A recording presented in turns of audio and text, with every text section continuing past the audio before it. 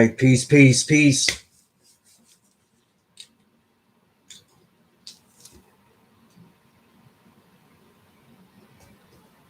For the next two sessions, this session and next session, and possibly the last session of the year, I definitely the next week's session as well will also be online only.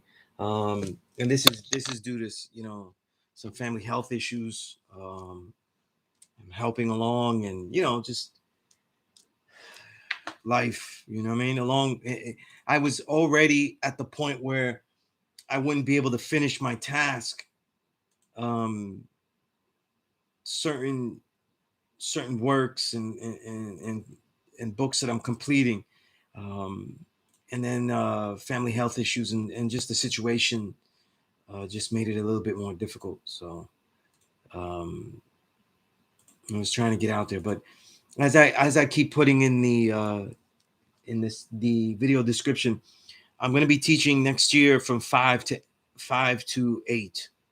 Okay, and if I don't get any students in the classroom, the physical classroom, by 7 o'clock, I will leave and I will do a special online session, just 1 hour, like I did before when I did the plus lesson and stuff. This lets me isolate certain things that I can teach again and teach them unencumbered.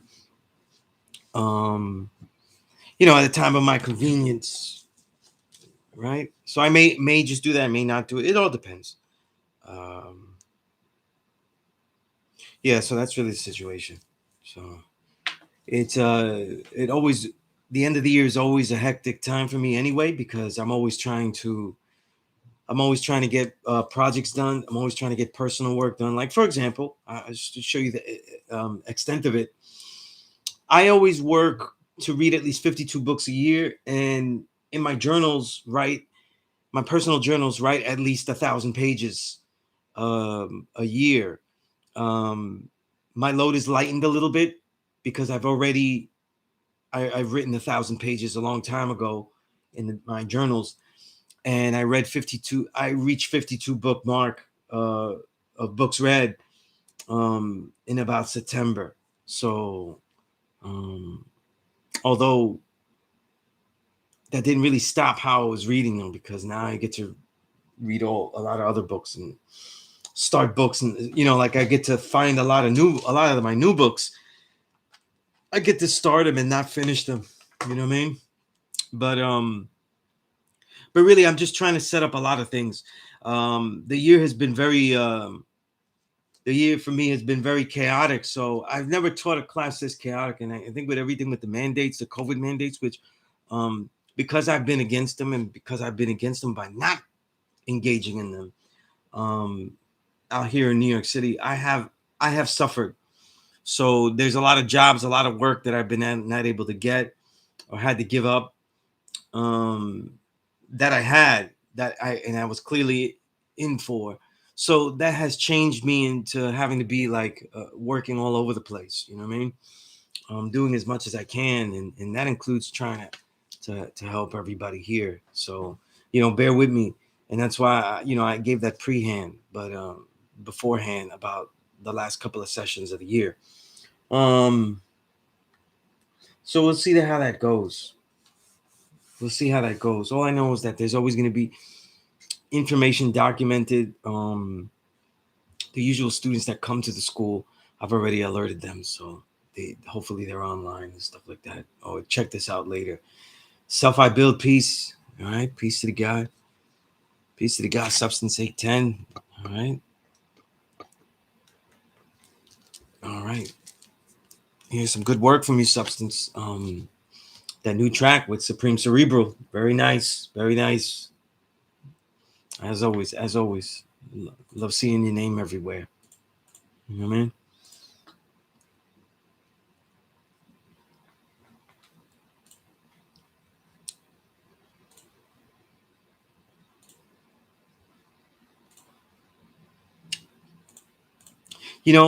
A lot of and I'll just say it now. I say it in the beginning so people don't get lost with it. Some good things, you know what I'm saying? Um, one of my plus lessons, I'm gonna go into it another day, like as a special thing, to go the nuance, like how would I become. I have this thing where it's very important, and obviously I would repeat this when I do the plus lesson, this particular plus lesson. I forgot the name of it. I'm looking it up now. I call it the justice curriculum, and when I started to teach at a law school in Mecca, I think that um that's piece self I built. You won't, if you're not here for the entire. I will definitely get through all the questions and everything. I have a long time here tonight to really delve into them stuff, and some of them they're hard to answer without some stream of conscious thought. You know what I'm saying? Um, because they're part of actually some of the works. You know what I mean? And give a perspective of how I teach and stuff. Um, some of the questions that I'll be answering a lot of questions from self I build. They go into my pedagogy, and that's why I'm writing a book, the Peace Course book, because I just want that mentality to be out there. It isn't about giving a knowledge and making people pay for it, though. But the way that I've taught and the way that I've developed my pedagogy, I think is useful for people. You know what I mean? And since it's taken me so many years to compile, it makes sense to put it in one structured book, or at least to begin in at least one book, because it's not something I could put it all in one book, or else I'd never finish it. And that's a problem with a lot of my works. Um, and if people have a problem um, with shelling out some money, then they don't get to have it. But the pedagogy that I would be speaking about, it's free to everyone to employ. So I'd be sharing a book about my pedagogy, my science of teaching, and yet for the last 20 plus years, people can actually engage me freely to see what that pedagogy is all about. So I think that's a more than fair trade. You know what I mean? And also the time it takes me to publish a book and pay for it and pay for its publishing, pay for its cover and all that. But anyway, I digress. I had this plus lesson called the justice curriculum. And in it, I had like these different subjects that people should be diverse about, And again, it's funny because in hip hop, I call this era the invisible renaissance.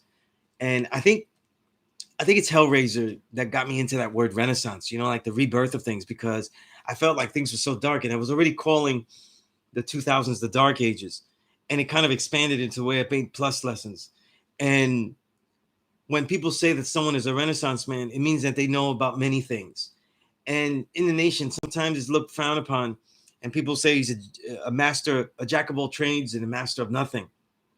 And that is indeed true. We need to focus on certain things and excel at certain things incredibly. So there are certain moments in your life of study where you will need to just focus 100% on the task at hand and become great at that. However, as you expand, a lot of times the diversity in the way in the studies you take and in the way that you engage different things, the culture, the arts, the studies that you engage in, the things that you go and see, um, and the way that you engage your body training, the foods you eat, etc., etc. They become necessary too, even with the focused mastery of something. That's how you expand it. So anyway, I used to get a lot of flack when I used to start to teach, and a lot of it isn't just because I was light skinned. I'm coming from Boricua background. You know what I'm saying? And I don't like to use that word, but really, in a lot of ways, unapologetically Boricua, because a lot of the culture, like I don't button up at least the first three buttons of my button ups. You'll never see me with, unless I'm wearing a tie, I don't button up anything. You know what I'm saying? All the way. You know what I'm saying? Um, uh, um, if I'm listening to music, it's gonna go. I will listen to as much jazz as I do salsa. And other things. You know what I mean?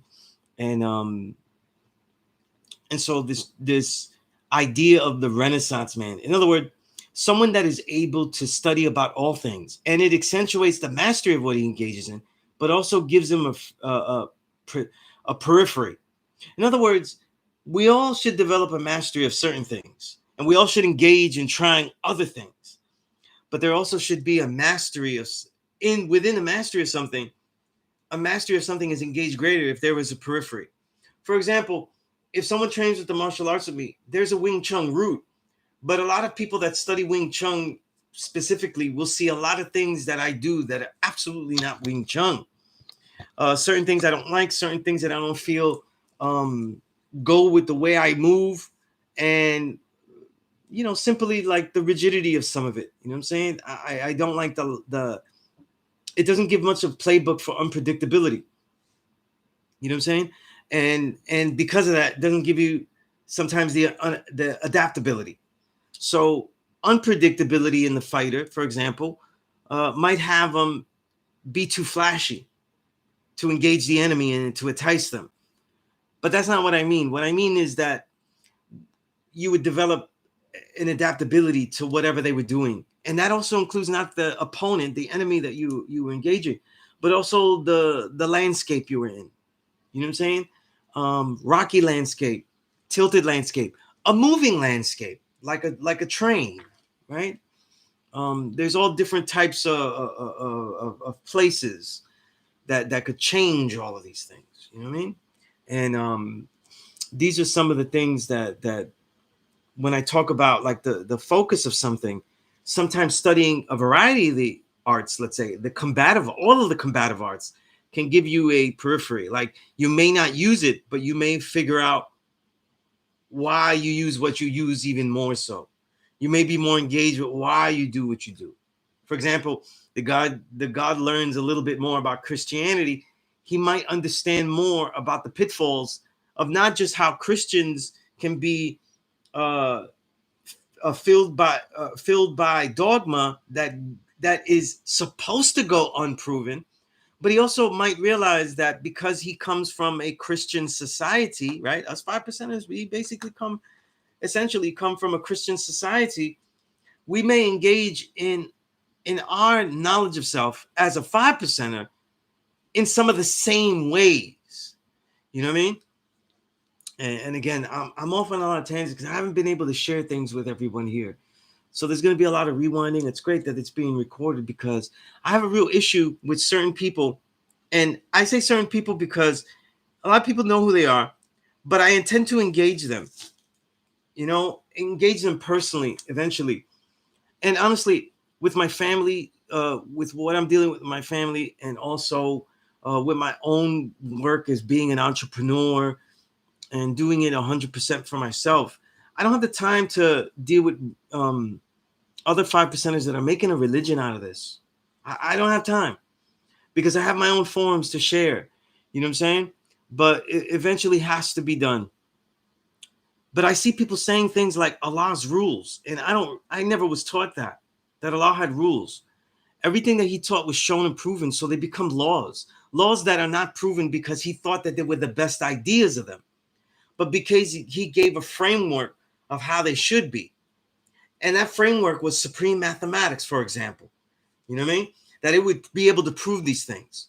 You know what I mean? That you would be able to engage certain things. And that's where like the rules of certain things, they end up just being things that weren't done. So we make rules and say, we will only do things that he did during his lifetime.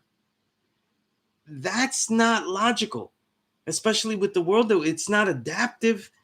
It shows that the principle is not fluid and universal. The irony there, right? The irony there, if people are really following, right? And this is what it goes back to the plus lesson I was talking about, the justice curriculum. And by the way, I'm going long-winded. This is not even the lesson I'm getting into, the justice curriculum, but I'm mentioning its worth. And I like to go roundabout so that way part of my pedagogy, and I guess this will help Self-I Build with his questions, part of my pedagogy is to show you the reasons why I share things. It's always about the earth, wind, and fire. You know what I mean? Always about the earth, wind, and fire. The reasons. You know what I mean? Right. So, and again, a large point is in my reference there because when I talk about the idea of a Renaissance man is that they are cultured, in many things, that they are knowledgeable about many things, even things that they disagree with. Like the Hagakure says, it says that he was able to focus on many things. I'm paraphrasing, but still be in accord with himself, and that's the only way. You only learn about the depth of what you're doing by seeing all things around you. You know what I'm saying? You never see the beauty of what's in front of you if you cannot contrast it with the outer world. You know what I mean? And that's an important lesson. So again, one of them is the ability to understand the references and how things come together. That's why, like, there's something so powerful with hip hop and its ability to sample, not us in the music, but then it goes along and extends into, let's say, the references that people hear, because there's a synergy behind all of these different things that we know about. You know what I mean? So again, just as my slang joke, I always say earth, wind, and fire. The reasons, like, I like to give you the reasons why I teach certain ways. You know what I mean? That way, when you go out there and find your way of teaching, you start to think, is this a good reasoning behind why I'm teaching this? Or am I just trying to get a student? Am I just trying to teach what I love? And if you don't get that earth, wind, and fire reference, the reasons, you know what I mean? That's what I mean when I say earth, wind, and fire, because I love that, because all of the elements, you give all of the elements in your reasoning. You know what I mean? The earth, wind, and fire, the reasons that we're here. But and by the way, that's my favorite earth, wind, and fire song by far. You know what I mean? But side note, I tend to prefer the early 1, 2, 3, and first 3, maybe 4 Earth, Wind, and Fire albums over all the others. They were more funky to me. But after the 75 album, it got a little bit more pop for me. So, and by the 80s, I don't care for it as much. But anyway, I got the whole collection, so it doesn't matter. But side note, just a side note. So I was saying that about the justice curriculum, because in this curriculum, I show you about the diversity of what can make a well-rounded individual in his mindset and be able to deal with the 85 and know about many things. And how do you do that without spending every single minute of your day studying? And I think it's really how you engage yourself. And in these specific things, I show you how to engage these specific fields of study.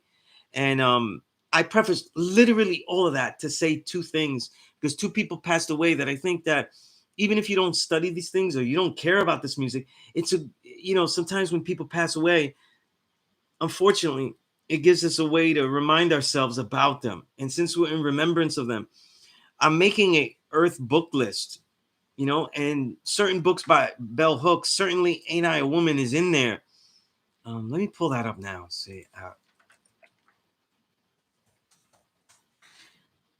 And again, I have an Earth book list, stuff that after the beginner book list, that's for everybody, men and women, right? They would go on and move from there into more specific books. And in the philosophy section, I have Ain't I a Woman by Bell Hooks. But there's a lot of other books I've read from Bell Hooks. But the beginner list is to get you in there. So since I included her, you could now know about her and explore her. So I don't have to keep putting, books by her. But that's the beginner book. You know what I mean? And a lot of people, they classified her as a feminist. And I think, like, for the way that feminism is so mutated for Black women, and the way it deals with Black people, and the original cipher is so manipulated by really white women's thoughts and their narrow vision, and often selfish and greedy vision.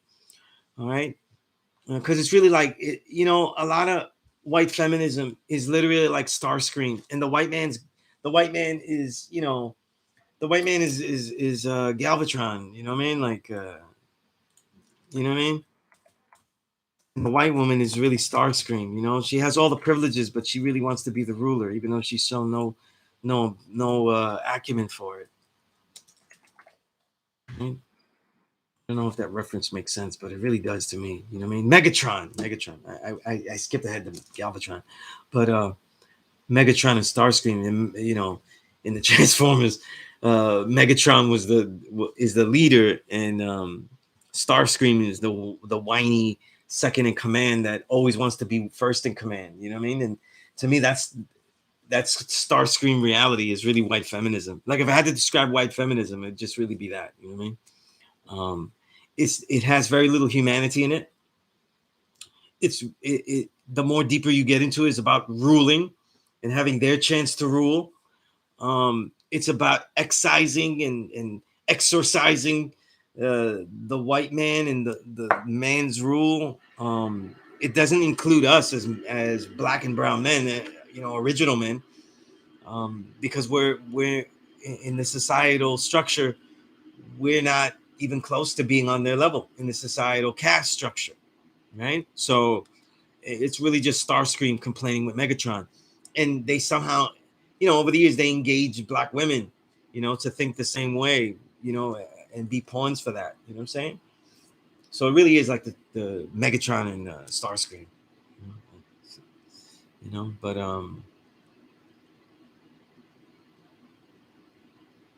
he said fast tech.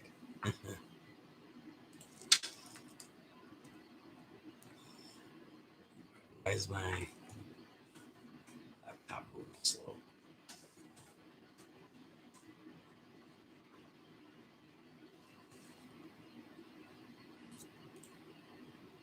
But anyway, um, another thing is this. I obviously, as a music historian and a journalist, music was on that justice curriculum list. And since Vicente Fernandez passed away, if you never got into, and you don't speak Spanish either, or if you do and you never checked out like what is a ranchera, you're missing out on really powerful soul music. You know what I mean? Um, we see all the lavish hats, the large big bands, millions of horns, stuff that people engage in when they get to Mexico and stuff. But the ranchera is such a beautiful soul music. It's the best way to describe it is like it's a loud blues. I think that it's a very loud blues, and the singers sing not in the blues style. Um, they have that blues sadness, you know what I mean? But in that core, but really it's about the singing is more soul styled, where it's about the power of the singer. Um, it does take kind of gospel like feel because of that, and all those links are there. So some of the most powerful singers I've ever heard are in Mexican ranchera, and the boleros, ballads, Um, and if you want to check like the legend, like one of the goats to start with, which is arguably the goat, Vicente Fernandez is one to check out. You know what I'm saying? And just Google it. You know what I mean? YouTube it. Just check it out, because if sometimes people don't know where to start with something, or just get an appreciation of the value of something, because they don't really know. And like Bob Marley, that would be a segue. You know what I mean? Oh yeah, yeah, sure. Yeah. But I've always loved that type of singing. I think except for hip hop's not in this, but for all the other genres, I think that the core for the greatest type of song, the greatest type of song to me is rooted in the ballad slash bolero. Bolero just really is ballad in Spanish. Um, I think if a singer doesn't excel in those, they usually almost always are insufficient. There's only like a few legendary singers that I can think of any genre, that didn't excel in the bolero or ballad. And honestly, only one comes to mind, and that's really Hector Lavoe, because Hector Lavoe really didn't sing um, boleros, even though the ones they sang were incredible. He didn't really sing them as regularly, but the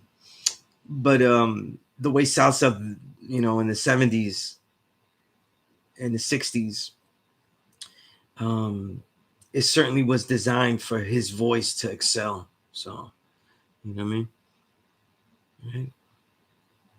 Yeah, and if you're into jazz rhythms and you're into like high horns and everything, that's what ranchera has. You know what I mean? It's a beautiful music. It's a beautiful music. You know what I mean? Um, and if you're like me, if you think that the female voice is the most beautiful instrument, um, the ranchera is filled with them. But anyway, Vicente Fernandez, because he passed away, I just wanted to say that. I always like to remember imperfection and an incredible career that he had. You know what I mean? Even his son became a popular ranchera singer. Even though he's more pop, he became more pop, but he's very skilled too. He is very skilled. But anyway, I mention all that and in the context of my justice curriculum because that diversity is what you're looking for a lot of times, you know what I mean? To expand your palette. Sometimes you may not like a music like that. You know what I'm saying? Like I collect and I listen to a lot of rock, 60s and 70s. I mainly, mess with. And a lot of it is more, the reason I like rock is because it comes from the blues. And so the bluesy country rock is more what I like. It's not a music I listen to as often. It loses its artistic value for me very quickly. It's not as detailed. It's not as incredible as our genres. Like that's just simple to me. It's much more simple. So the bands are not as incredible, nowhere near anything jazz, or even like the funk bands. You know what I mean? Of the late '60s, '70s. I don't say late '70s because it all veered into disco too much, but so the rhythms are nice, but they become simple. But a lot of times you listen to different music, you read different type of books to open your palette, to expand your palette. You know what I mean? But before I continue, yeah, Malik asked a question. Peace, God. You said I will. All is well with you and your family. Yeah, well, it's getting there. It's getting there. We're working on it. You know what I mean? I got a family member that's ill, and we're working on it. Trying to get different, diagnosed and everything. But right now they're hanging in there. So um, some of the things I thought I was gonna get to do these days, I won't be able to do.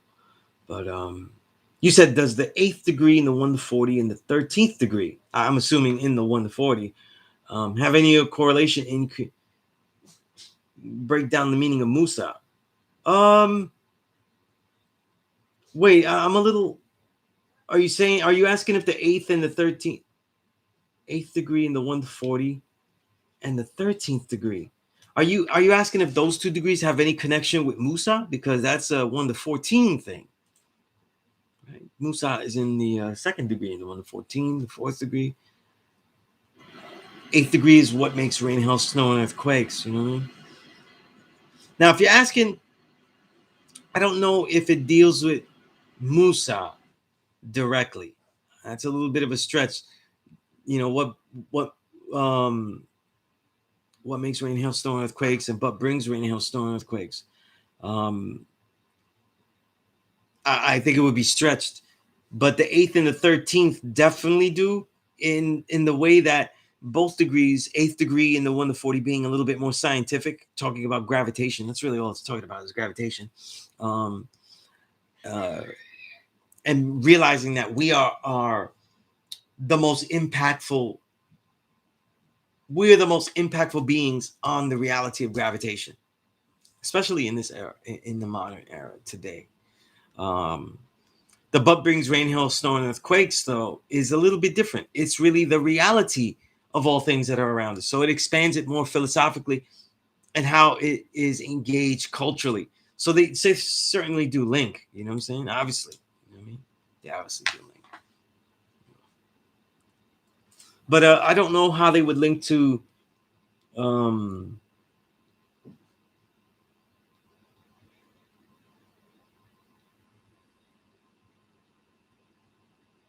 oh, okay, got you. Two different questions. Okay.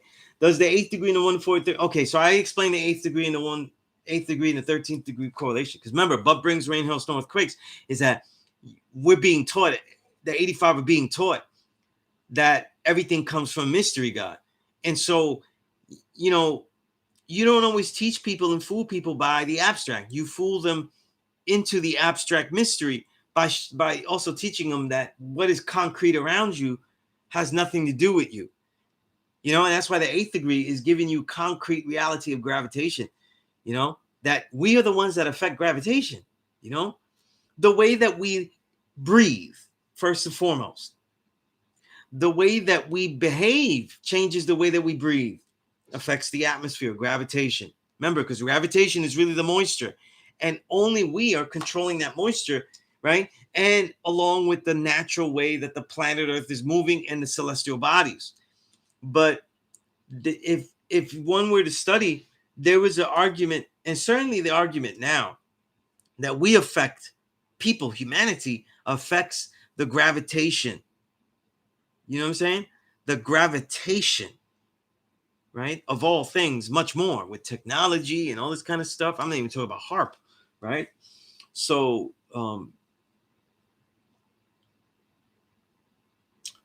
so that would be, you know, definitely the case. So then when you get the 13th degree, it's really the use of that, the use of the lack of that knowledge, right? And what the eighth degree introduces as a way of making it concrete. You know what I mean? So that's, I hope that makes sense. Break down the meaning of Musa. Musa just means great civilizer. It was a teacher. You know, according to George G.M. James in his work, Stolen Legacy, that was the name that the initiates got when they were able to teach. So, you know, the truth is, I would think that in history they most likely sent more than one Musa to teach the devil. You know what I'm saying? And by sending more than one Musa to teach the devil, these great civilizers were on the path to teach them. You know what I mean? And of course, though, they teach them how to fulfill themselves, to be what they were destined to be, because they weren't going to learn any other way. You see, we could also argue, and this is to argue that a teacher cannot a teacher in this case, he could not reform them. He can only teach them to be greater at what they do, and maybe even civilize them in such a manner the way they would do their devilishment engaged within the society, because they weren't able to do it. That's why in the fourth degree, in the 1 to 14, when it says that he taught them how to build a home for himself, that doesn't mean that they were all carpenters. It means that they were able to go into a society and engage society, say, listen, we can function, live on our own, and we can impact society, and we can be part of it. And so they get their path into society. You know what I mean?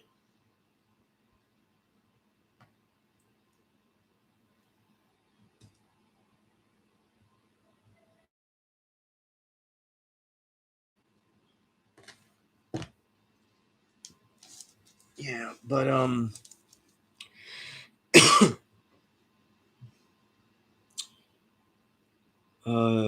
how do you listen to your music at home and abroad, speaker wise? Not too complex. You know, it's funny, I have it here because I was going to do some writing on my book, so I needed my goods. These aren't really expensive, but I use these to listen to music. And when I'm on the laptop really writing about music, I like to listen to things with this, because it isn't as bassy, but the levels are very balanced. So again, one of the ways to understand music and understand it faster is to be able to break down its constituent parts and then relay how they merge together. Headphones like that, because it gives you a sound that spreads it out, I'm able to hear all the parts, as opposed to most headphones that just over bass, and which are fun to hear. This, you know, it sounds great, but you don't always hear the nuance of the details. You know what I mean, you don't get the true essence of what that artist was giving. But when I'm traveling, I usually have some small little earbuds that um, that I just take with me. So it's more about not having it cordless and stuff, so I could, you know, not be bothered and consistently listen and stuff. But I'm listening to music all the time. You know, I even have the sleep mask headphones. You know, the flat disc headphones that go on a sleep mask, so you can sleep. You know, my room is pitch dark, but I use the sleep mask because I go to sleep with music. I listen to music at any and all times. You know what I'm saying? So like when I teach my class here, 3 hours without music, That's probably the longest I go during a day without listening to music, aside from sleeping. You know what I mean? Because I'll turn it off when I get tired, when it starts to bother and stuff. You know. Yeah, they're not that expensive. You know, these actually just cost me about 20 to $30 if I remember. You know, but I did a lot of research to find them a quality pair. You know what I'm saying? Um, but that's the key. You know what I mean? Um, again, this is what I do. So I've been hearing music for a long time. So when I hear music, tracks just spread out. I hear a lot of separation easily, and then I can build it back up with my ears. So I hear lyrics very fast. I hear parts. And also too, if you're writing about music, you want to be able to identify instruments, which isn't as easy as people think. You know what I mean? Because there's so much digitizing of music that sometimes you don't know if that's you could get confused about a trumpet or horn or anything like that. You know what I mean? So it takes work too, you know. Right? It isn't just about identifying what you like, what's hot, what's not, right? Uh,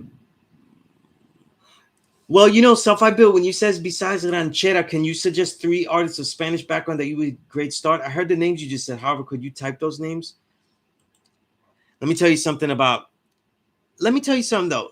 I think that, and this is not. This is a when it comes to genres of Spanish music, music in Spanish of original people, there are probably more genre or as many genres as there are in American black music. You know what I'm saying?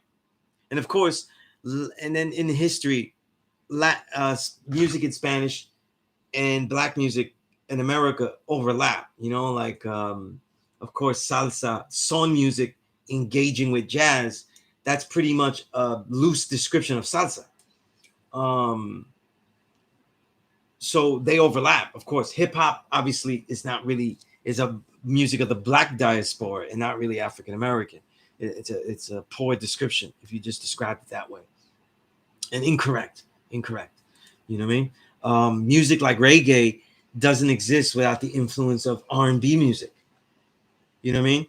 And yet, to the ear, people don't really understand how similar it is, and then how much it veers away as well. But with music that's made in Spanish, just from Mexico, Mexico has tons of genres. You know what I mean? So um, I couldn't give you three artists in general that are singing in Spanish, though. You know what I'm saying? That would take forever. You know what I'm saying? Like I would give you this though. I will give you three. Let me see. I'll think of three genres.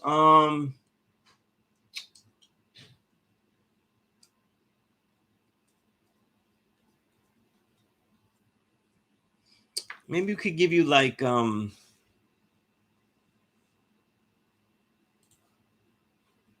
since I said ranchera, I could give you three ranchera singers. So you have Vicente Fernandez, who passed away, right? I think of ones that I like, and I think would definitely appeal. I'm forgetting her name though, but the song she sings called La Llorona. What's her name? I'll get it. I'll get it. I'm fishing through here.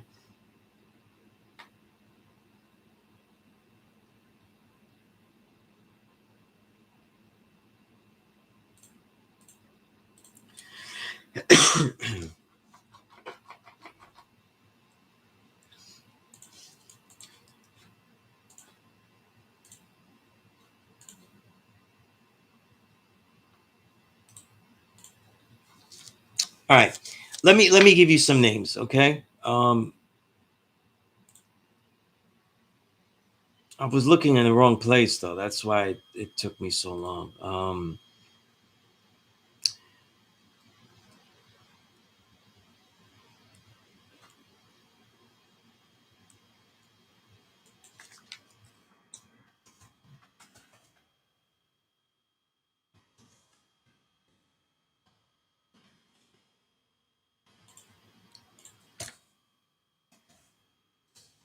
Yeah, yeah.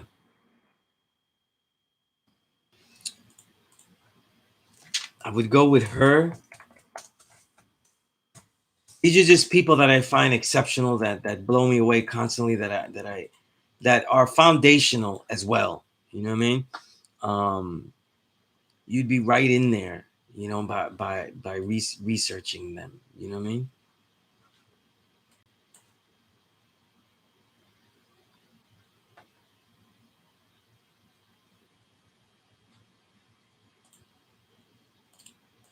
All right. And of course, I'm giving you a name. And these three I would start with. They would lead you to a lot of stuff. Um, Salsa is pretty easy, because I would start with the greatest composers, right? Willie Colon. Um, Start with those as composers, right?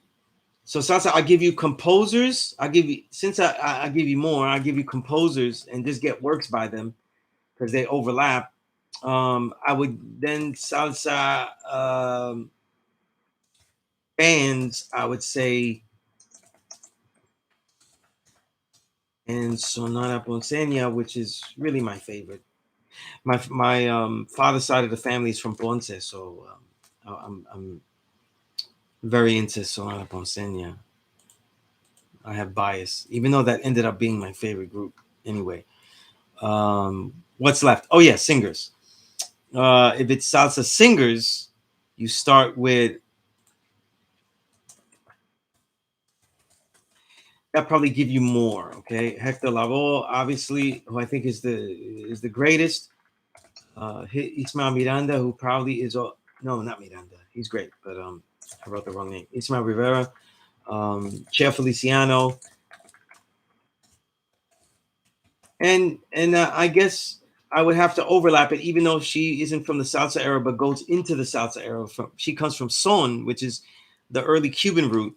But you would have to add Celia Cruz. That way, you can put a context to it. You know what I mean? That would take you to other people too, like great composers like Tito Puente and others. You know what I mean? Right? He's also important. What's another genre? I'll give you another genre. Since ask for three names, I'll give you three genres. Um,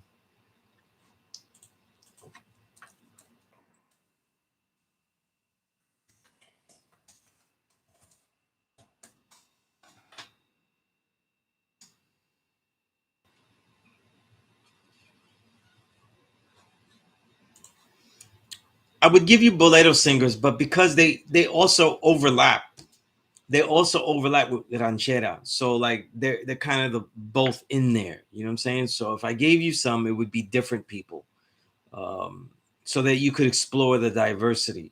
You know what I mean? Um, so I would write, let's say, bolero just means ballad, okay? Right?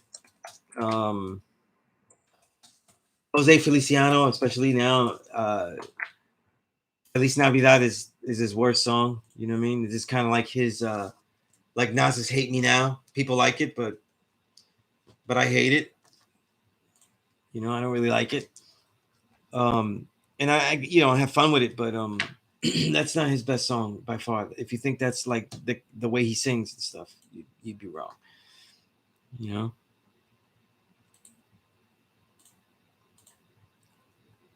trying to think. And again, like I mentioned, Javier Solis and stuff like that. They overlap. You know what I'm saying? I guess I would put Hope. Yeah, yeah. And these are great. So you get a real diversity if you study. I would put Juan Gabriel because I think he's a great singer. And these are these old school, samples that DJ Muggs would be using. You know what I mean? When you hear them, you know.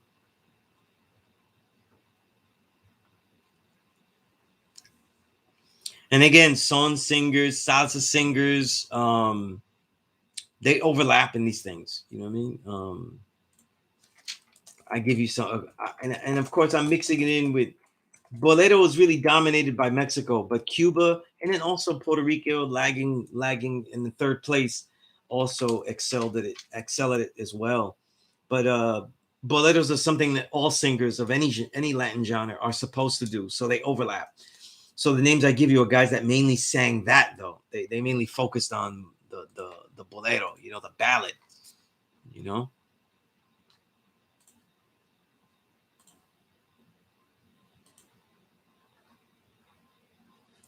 And I'll give you a more modern, because if you ever hear, you probably heard of him, more modern guy, because he went out with Mariah Carey and all that. But his catalog is exceptional, more modern, 90s. So you can hear that context, Luis Miguel I put in there. You know what I mean? So that's a good start right there. There's other guys too that I really like too. You know what I mean? But I think if you start with them, you get a good run for your money there. You know. But again, that's something I do in a justice curriculum, like suggesting people to start and develop their palette. These are artists that you'll see the soul even without knowing what it means. And sometimes, if you can look up in translation of the lyrics, you really see that some of these lyrics are really written beautifully. They're really written beautifully. But I don't know if you know what? Since I named all those big genres, let me quickly throw in what would be. I mean, I guess merengue would be, because everybody dances merengue. You'd start with Juan Luis Guerra, the most avant-garde and pop of all of them in this modern era. He passed away too. This the legend. Why am I forgetting his name? Johnny Ventura. Johnny Ventura. Yeah, Johnny Ventura. Right. Yeah, Johnny Ventura. Who's really the king of all this, right? And, right. Who else am I thinking of?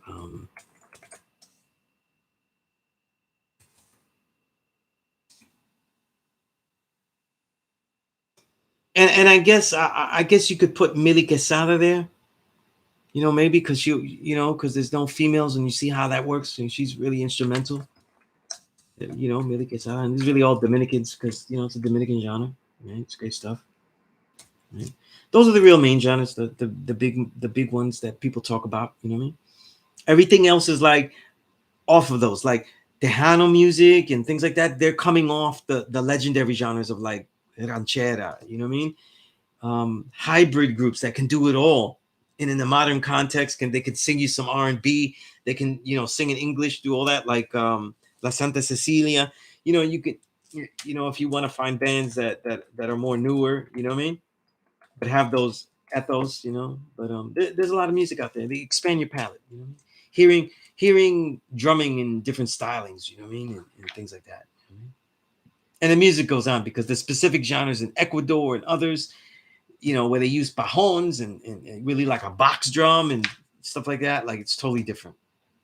And yet they sing their own kind of boleros too, so it's a beautiful thing. It's a beautiful thing. It's beautiful to get into all these different genres and stuff. But and then also see how they're influenced by, the giants, the giants of jazz, the giants of soul, those giant genres, right? So anyway, by the way, when you pick your own music, always do reviews about how you pick what music you have, and you try to diversify it. You know what I mean? What you also do, right, is, you know, you always try to pick apart the music. You know what I'm saying? And pick apart the music, and when you don't have, and a lot of times people don't really listen to music very well, so it's something that we have to do. I think listening to music well and intelligibly also expands your mental palette, just like anything else. You know what I mean? If you watch movies, try to have a way of discerning things properly. You know what I mean? Judging, speaking about everything that you engage in intelligently. Freak, you asked, what's the difference between God and the 5%er? Well, God is any original man that has a knowledge of himself. They may not get this knowledge in the nation. They may find it out through some equation that they work out themselves. Right? 5% is someone that comes through our nation, 5% nation of gods and earths, and knows that they're the true and living God, and is willing to teach that they're the true and living God. Excuse me. Anyone that realizes that they're the true and living God and doesn't deal with a mystery and decides to teach may not be in our nation, but they also would be a 5% because they would be willing to teach the 85, those who do not know, and willing not to abuse it and use it for themselves, and they wouldn't be of the 10%. So that 5% label is one who's willing to teach. And for those that are the true and living God, for us, we say that that is the main ethos. One who's willing to do things to share this knowledge. You know, some people aren't going to be out there teaching, but they're willing to share this knowledge. And that becomes very important. You know what I mean? Very important. Right?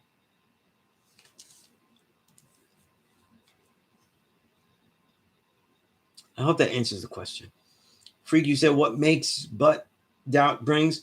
I see that, Bill, but remember that the main reason, for those that don't know, but was put into the degrees by the Father. All right. The original lesson said what brings.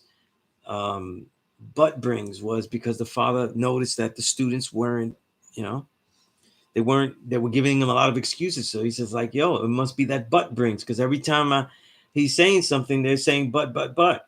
So but brings rain, hail, snow, and earthquakes, you know.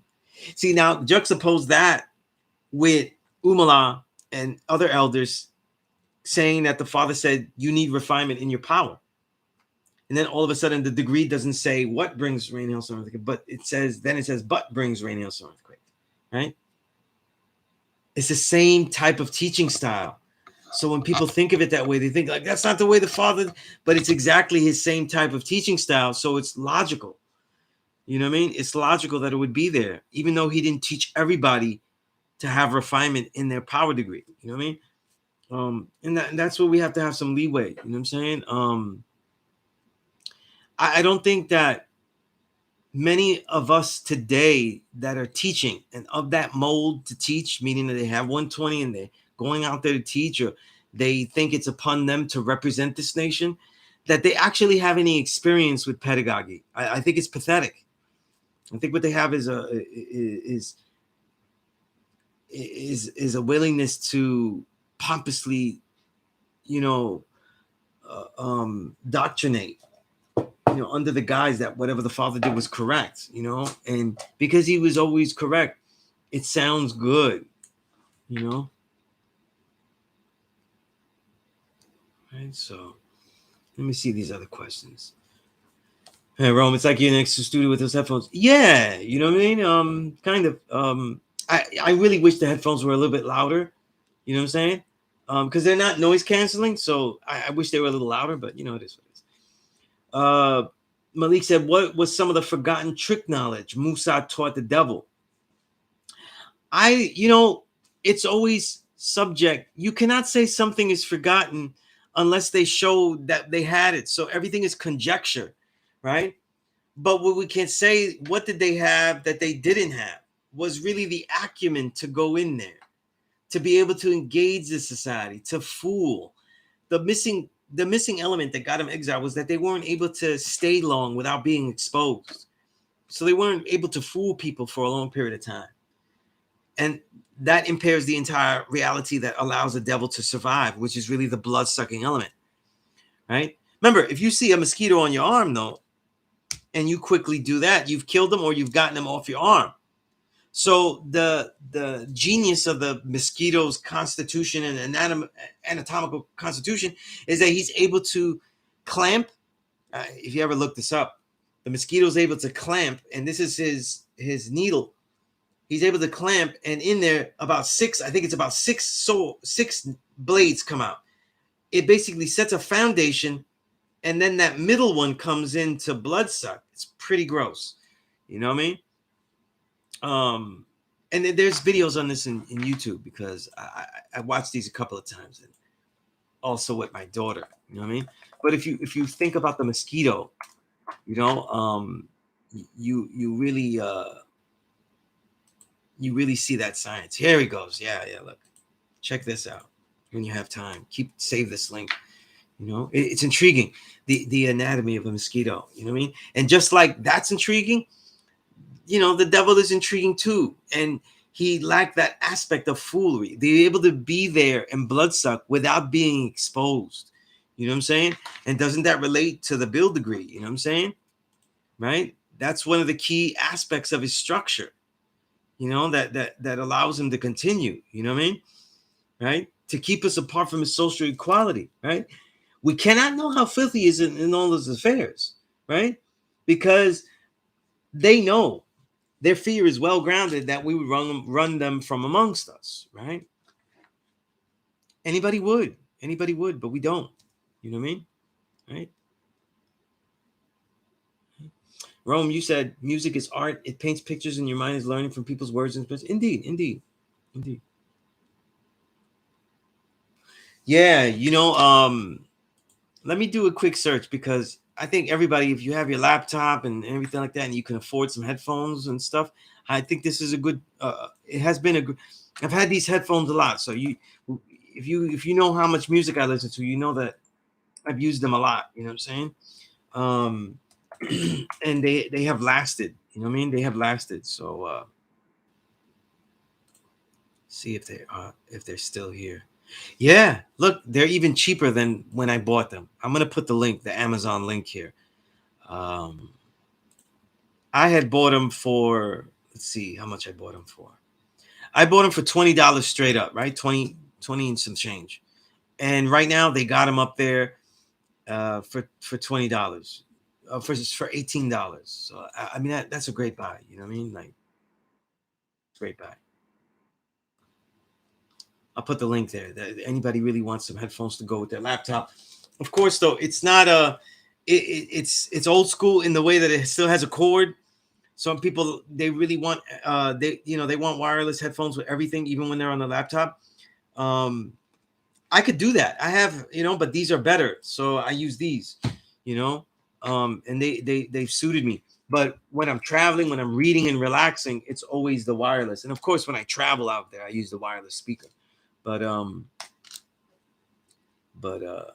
if you want some headphone, because I was worried that I use them so much that they would break. So if I got something really expensive and it broke, then I would always have. And then what happens? I'll break them, and then I'm going to research something better and better, and I'm always going to be going upscale with it. So I did a lot of research to find something that is high quality. But if it broke, I could get one again. And let me see. I'm going to tell you how I've had this for over a year. So yeah, it's about at least a year and a half. So, and they sound great. So that's a long time, especially if you can imagine the kind of burn that they get with me.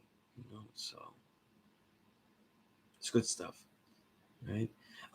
What's the difference or good about digital and analog music? It's really the musician. Some people can make analog music, but the problem with and when you say analog, you're saying something more natural, more organic, but a lot of people don't know how to equalize it, and it just sounds muffled and it has no separation. um it doesn't bring out the vocalist, so it's bad productions, but it gives you that feel. Let's not forget that sometimes some of the greatest analog works that we was call analog, like 36 Chambers or MF Doom's Doomsday, those guys, RZA was working a long time and with little that he had, so he had to work that magic with that album. So the sound that he gets off that is also a genie in the bottle type thing. It's a rarity because of his skill, but also because he doesn't have much, right? And Wu-Tang Forever is much more mastery musically, and then all the albums between 36 and Wu Forever, right? um I think Riz is a great example of the difference between digital and analog. You know what I mean? A lot of he has a lot of great music that is digital as well. So you can hear the spacing, you can hear the digital effect. The reason that it's not as good as the original Wu-Tang stuff is not because the music is not good. It's because it lacked it lacks some of the grit. And I think a lot of that has to do with what he was talking about. You know what I'm saying? His Bobby Digital character became too obsessed with frivolity, so it wasn't a very profound music. It wasn't profound music. A lot of people forget, like, it's not just it's not just deep topics or simple topics. The simpler your topic, the more basic your construction is, and the more played out it is. In other words, more people do that, so it's never as exciting as something that is more profound. You know what I mean? Even though the profound music or deeper content could be very preachy and corny, right? So that doesn't that's not a it's part of the recipe of success, but it's not the only. But so with the digital and analog, I would say it's that, you know what I mean? Like I was talking about new R&B albums, you know, since we're on this thing. I was talking about new R&B albums, and I really like the Alicia Keys new album, Keys. It's nowhere near the best R&B album I've heard this year, right? Just so you know, though. So I'm here giving things. I'm here giving things. This is the best R&B album I heard this year. Cleo Soul Mother. I'll give you a link to that, so you could stream it and you could listen to it, or you could buy it. It's a beautiful album.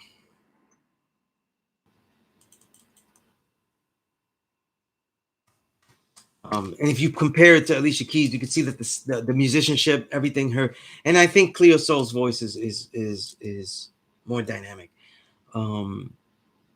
It's a more potent voice, but a good way of the destruction of digital analog is like a lot of R&B music samples, and they sample poorly. They basically just do revised remixes, you know. So their samples aren't really sampling; they're different kind of remixes. Like they're remixes of old songs when you look at them musically. So that kind of gets played out. It's not very original.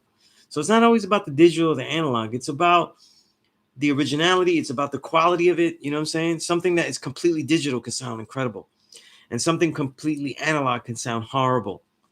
You know what I mean? So it depends. You know, I'm not like a one way, this way, that way person. You know, definitely not. You know what I mean? I love Tito Puente. You know what I'm saying? Tito Puente comes out of the 40s and 50s, not the 60s and 70s, but he goes from the 40s all the way through the 80s, 90s. So people like Willie Colon and this great salsa singers, he's not part of that because he considered salsa a fad. You know, because they were already blending in jazz into son with what Tito Puente was doing. The difference between salsa is that was more urbanized, a little sloppier, a little wild, and the lyrics more gritty. And Tito Puente wasn't really adaptive to that. You know what I'm saying? So that's why he's not mentioned technically when you talk about salsa. But he's one of the greatest timbaleros ever, right? He played the timbales, one of the greatest players of all time. And it's only because their music was played in clubs. So just like you would see music songs made for clubs that are deliberately become whack because you're making it for clubs, that's what inflicted a lot of the son, son, right? The son, right? That's the name of the genre. That's the root genre, right? A lot of that plagued the son, so you get like it's pop versions, mambo or cha cha cha. You know what cha cha cha is? Cha cha cha comes from that's clave. Look, that's the tempo, the timing tempo. 1, 2, 3, 1, 2, 2, 2, 2, right? And you know, whites in the islands, like when they go to Cuba, they couldn't do it, so they get in the mambo line. They go cha cha cha cha cha because they don't know how to do it. So you get more pop versions of that. So cha cha cha cha cha mambo and stuff. They're more pop versions of son. And Tito Puente's music, which has hundreds of albums, and I know because I have at least 50 albums of his. I'd say about, let me see, I could tell you right now how many Tito Puente songs I have. Albums he did with other singers, solo albums, etc., etc. Let me give you a number here. Let's see, 570. That's how many songs I have. So I have a large chunk of his collection, right? Because it's probably about 50 to 60 albums, probably 60 albums of his. I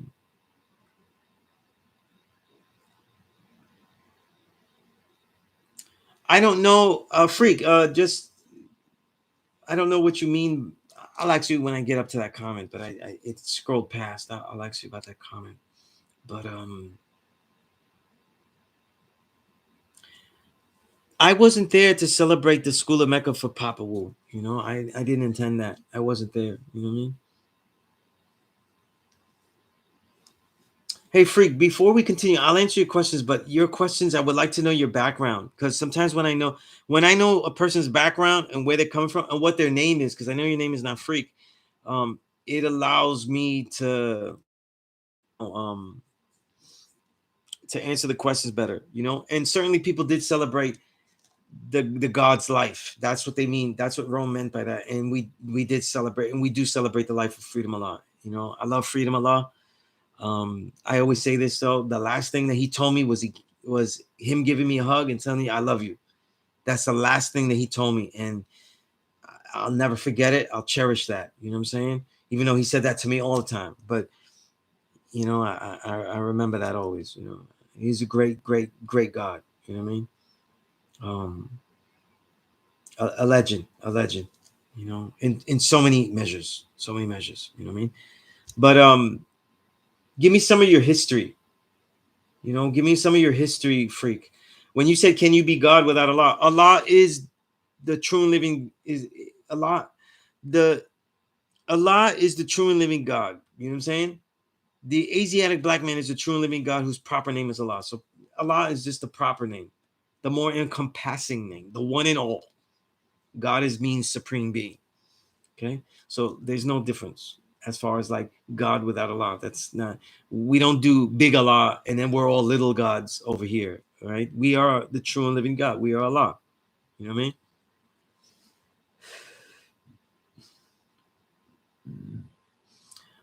When you say 120 is the only path to reality, God, I disagree with that 1,000%. 1,000%. 120 is filled with facts and figures. A lot of it is interpretive, but essentially it is facts. Black man is God, white man is devil, reasoning how the white man was made, the history of the white man, what we call the white man, the Caucasian. Those are facts. Those are historical realities that you can study. So that means that someone else could find that out without ever looking at 120. It'll be very difficult. Be very difficult. And I'm sure that there's original men that are amazing and have found this out without that. So I disagree with that. I do not agree that 120 is the only path to the reality of God. If what we are teaching is true, then that means that this is not the only path. Okay? If what we are teaching is a religion, then you have to be in this to find that out. And that's not true. That would be like saying, like, I'm a mathematician. We are a group of mathematicians that teach a certain way. And the only way you get to 2 plus 2 is by coming with us. And the original man being God, it's as simple to me as 1 plus 1 equals 2. So, no, 120 is not the only path to the reality of God. The reality of God is everywhere. The reality of God is that the original man is the true and living God. And that is a reality that is not stuck in a set of teachings. You cannot do that. You cannot stick the truth anywhere. You cannot bury the truth. You know what I'm saying? That's what that means when you can't bury the truth. Right? Think that over. Right? And when you say stuff like music is custom, 120 is culture, I mean, that is an outlandish statement. Music is not. The culture of the original man, though, is custom. We are creating uniquely. Every single God that is writing here is creating the culture uniquely. 120 is a basis for us because that's how we got it.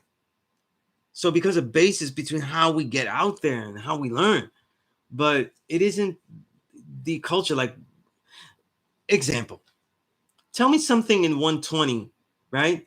120 can lead you to what culture ought to be, but the forming of that culture still needs the application of intelligence, logic, and more profoundly, to get there easier, the use of supreme mathematics as the great tool. But 120 tells you what a cultured person is.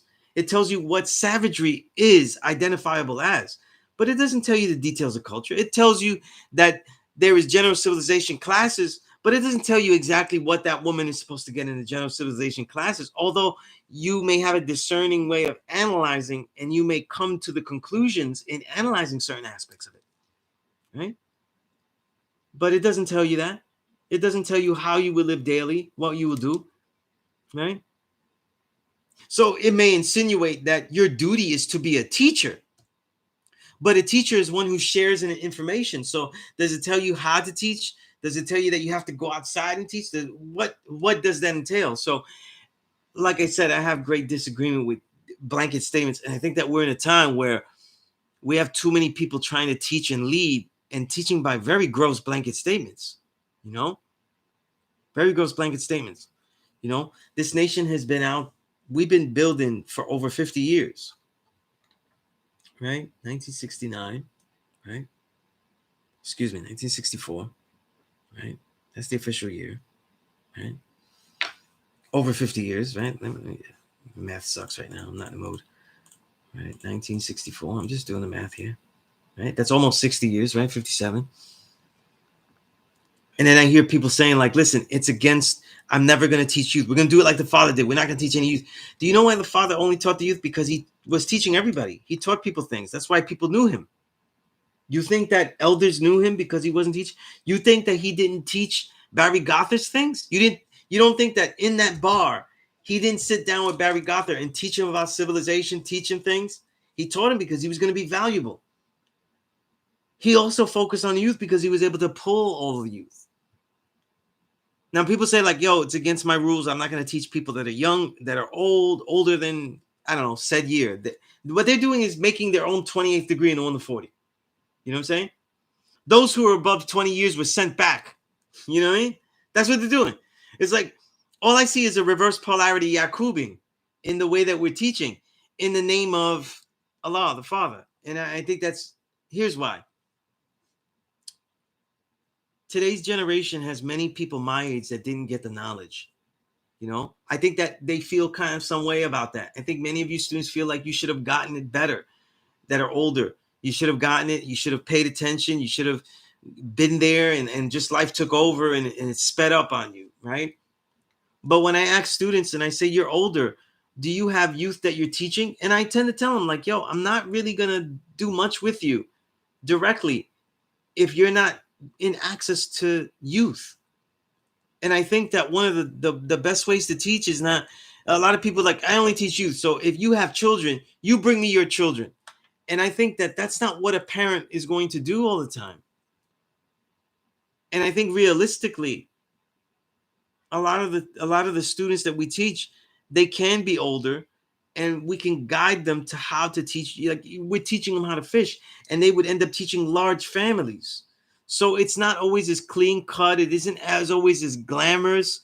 And I think that the way that it works now, I think that we have an assumption that we only teach the youth. And what people are doing is just really doing their own gang. People that are like me, and I teach them and I hang out with them all the time. But what about the people like myself that are reaching much more than people that are like myself completely?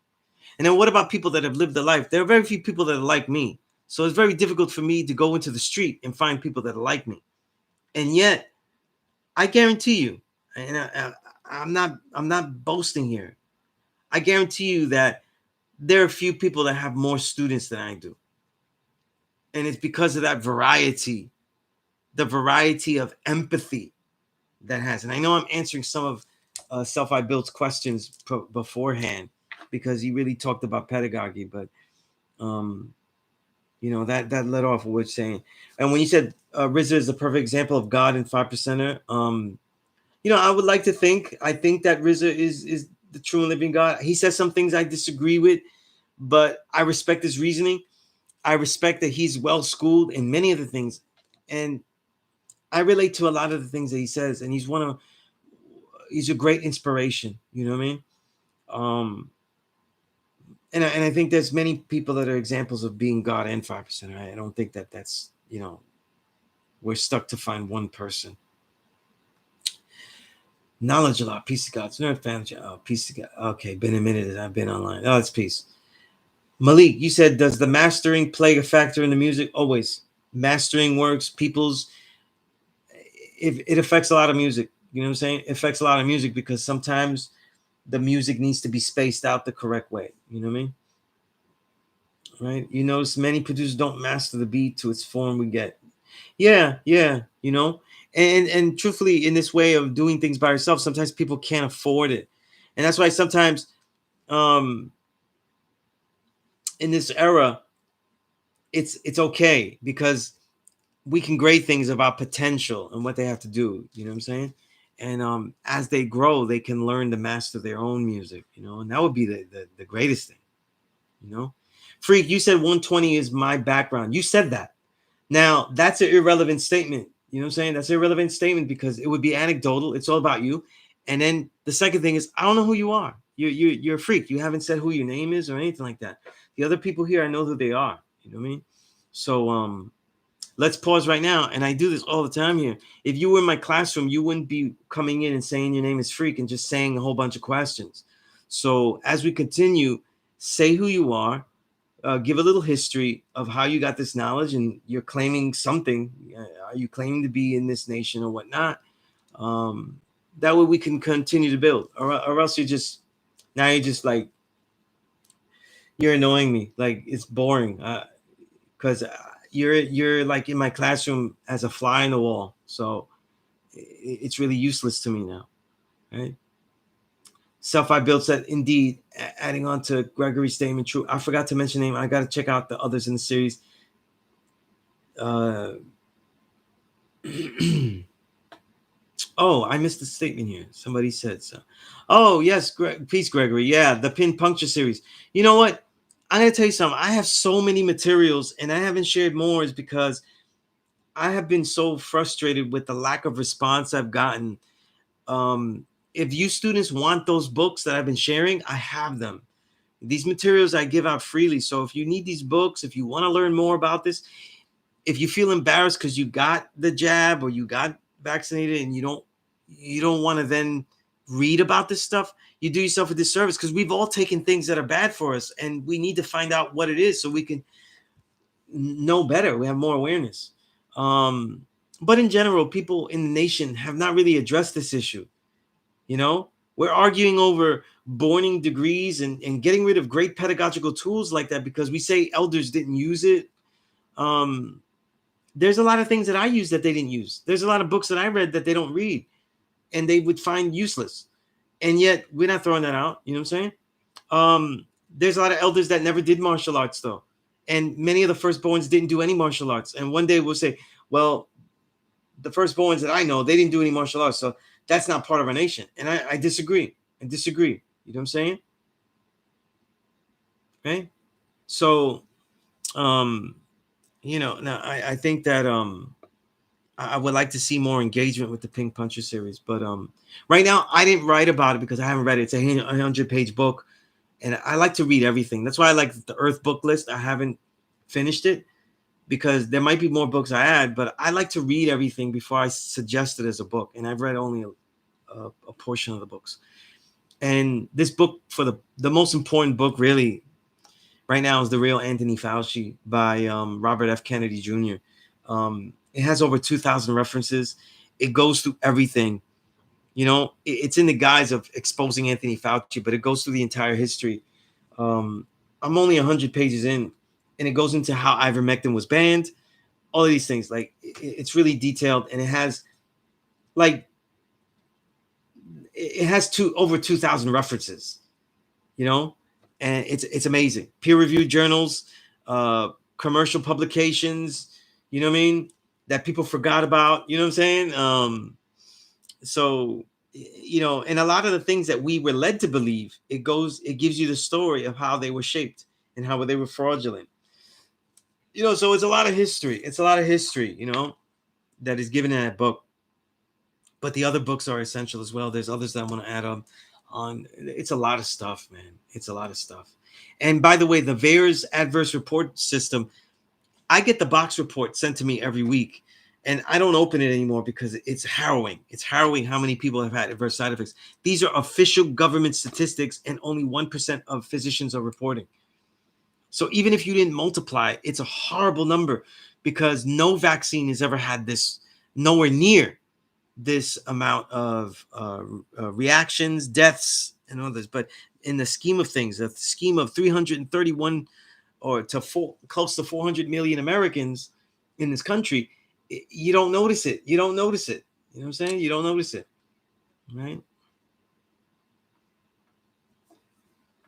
Okay, let's see here.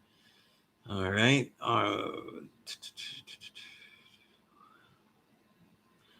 Freak, you said that is only in 120. I don't know what you mean. It's good to use complete sentences. You know what I mean? And Freak, you said, how can you disagree with God? Well, you're not God, though. You're Freak. You haven't said anything. Yeah, you're a freak, right? You said before you do, I like now. I guess it's that portion of the class though where I bomb somebody. So let me just read everything you said so that I can do this properly. Before you said before you do the knowledge, teaching is not wisdom, teachers are preachers. Wow. Okay. That's an outlandish, stupid statement because that's not what the word means. The word teach means to share what you know. So a preacher is totally different. They rhyme though. So if you rap, you'd have a dumb bar, but that would be good. You said I'm God, but not a fly. But no, you didn't give your name. You didn't identify yourself. So at best, you'd be a mystery God. So forgive if your emotions were stirred. What class is this? I'd ask one question since you don't want to give your name. Understand that I teach this class in the New York City area. All right. So for the next 2 weeks, possibly the rest of the month, the last 3 weeks, I will not be at a law school in Mecca because of circumstances with my family. However, as this new year approaches, put it on your calendar to go to a law school in Mecca on Thursday night around the 5 o'clock hour. Okay. Because you seem to be talking really tough and really out there. And I welcome all that. I welcome all that. You know what I'm saying? And if you're talking that tough, we could build politely and respectfully at a law school in Mecca, or we could go around that corner, right? Because the way you're talking would only get you kicked out of my class, though. All right. So just know that that kind of bullshit that you're slinging right here is disrespectful. I've been teaching this course for 20 plus years. I've dealt with all the elders that were alive from the moment I started to today. When God presents himself in the cipher, he makes his what? Presence known. He says, I come in the name of, says his name. Okay? That's the way that we were taught how to do this. From knowledge, P.E.A.C.E, Allah, Savior knowledge, infinite Al-Jamar, Dumar Wadi, wise Jamel Allah, firstborn Al-Jamel, firstborn Prince. This is the way that we were taught. Right? Akhman. This is the way that we were taught. So respectfully, in this cipher, if I ask you to stay who you are, don't just say I'm God, because you haven't proven anything. You haven't proven anything. And by the way that you've written and made statements, though, you've shown that you have the misunderstanding of a gross nature. You know what I'm saying?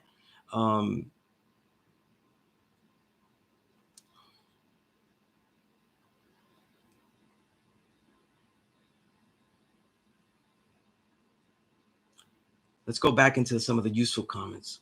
Right? Knowledge Allah, you said, I think there are some gods who deal with the big and little God, even if unconsciously.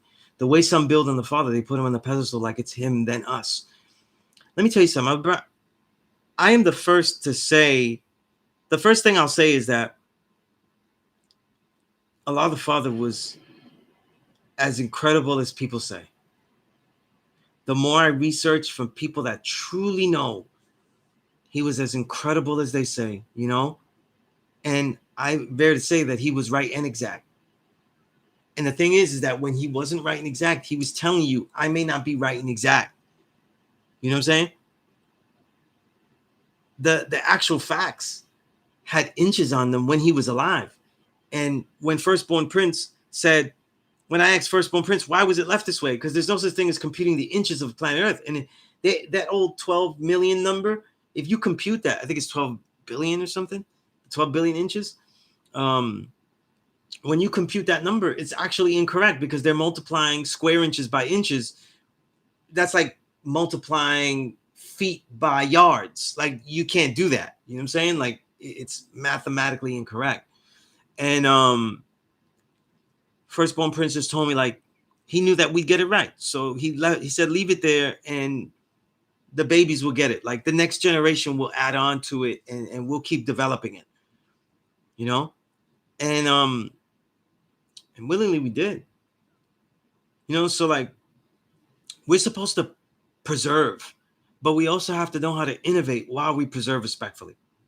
One of the things that we won't do though is make blanket statements though, you know, and if you really were listening, like when we talk about people, I noticed that the people I end up teaching the most though on this online sometimes end up being idiots that say stuff without introducing themselves, and they say things that are grossly wrong, and I build on it, and I give them a jewel, and they just go, how can you disagree with God? This is the stupid shit that they say. You know what I mean? What kind of blanket statement is that? Is that the argument that you guys are using? And I'm saying that rhetorically. Is that the argument that you guys are using when you're out there? Like you build with somebody and they say, nah, I don't see it that way. I disagree with you, man. They say, how dare you disagree? How could you disagree with God? You know what I'm saying? We're the true and living God. Like we're actually real. We don't have to proclaim our identity as a proof of being right. We are righteous. We are not walking outside always right. That means that when we are in the right, we work to share. We show them what, why, who, what, why, and where are the circumstances by which we are correct, right, and exact, right? We don't just go out there and say, listen, I'm God, though, so how am I not right? You know, sound like a damn fool. That's embarrassing. And if you want to see how not to talk, go in this chat and look at that. I'm not even going to delete this. This is ridiculous. This is ridiculous. It's really embarrassing. It's really embarrassing. You know what I'm saying? Allah cannot misunderstand. What? So it's not a living thing anymore. It's not a living thing anymore. Allah cannot miss you. That's religion. What religion are you pimping here? Where are you from? What's your name? Because you're not in my nation. You're not with this knowledge of self. You know what I'm saying? The greatest student is the original man. And the original man experiments with high explosives, which means what? That a student at the greatest peak is willing to be wrong about anything at any time. This is something I always say. I'm going to print it down, though, right? And some of this is being cast before swine because that's what happens in digital world, right? The student, the greatest student, is one who is willing to be wrong. I'll even add on to that, to be shown properly where he is wrong at any given time. Do you realize how humble the student must be for this? This is difficult. This is difficult. Right? This is difficult. Right? Knowledge Allah said, must be nice to have them two black sashes. The God student is rebuilding. The father did know, J. De Niro 1, peace. The father did know the martial arts from what I was taught. I was taught that he was learning things out there while he was in Korea, and he learned more while he was with the Nation of Islam, the fruit of Islam, because there's a very heavy martial arts legacy in the Nation of Islam as well. You know what I'm saying? It is more Japanese, I would say. It isn't as Chinese rooted, but to me, it's all kung fu. It's all rooted through that route. And so he did know some martial arts, and he was very supportive. You know, all the gods you said, Wise Jamel, Umala, they used to all tell me stories about how they were doing martial arts, you know what I mean? And how that was part of the cipher. You know what I mean? Rome, you said we are here to cipher today's mathematics and build our knowledge, wisdom, and understanding. Let's have respect for one another. It would be nice, right? That would be nice. You know? To have respect for one another, you know?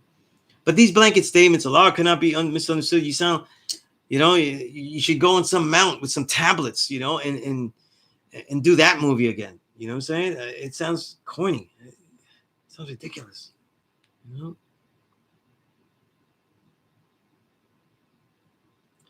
Make no mistake, you building with a living God. I'm not offended at you. Wisdom word bond comes before two.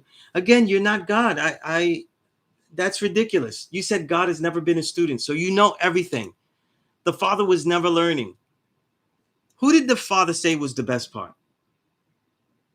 He said that the babies were the best part because he was learning from the babies. They gave the understanding, and anybody that you got the understanding from is the one that you are learning from. This is ridiculous trolling here. You know what I'm saying? It's got to be trolling, right, Jay Denier? It's got to be trolling. This is pathetic. You know what I'm saying? It's pathetic.